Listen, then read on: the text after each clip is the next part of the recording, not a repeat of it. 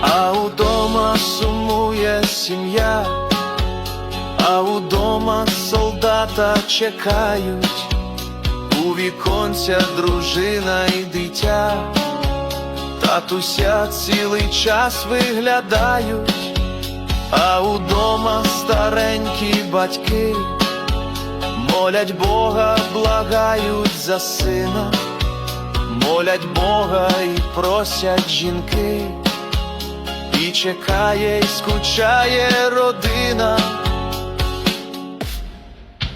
Кров козача кипить у серцях, автомати зжимають в руках, і у бій за країну свою, за батьків, за дітей, за сім'ю, і у бій за щасливе життя.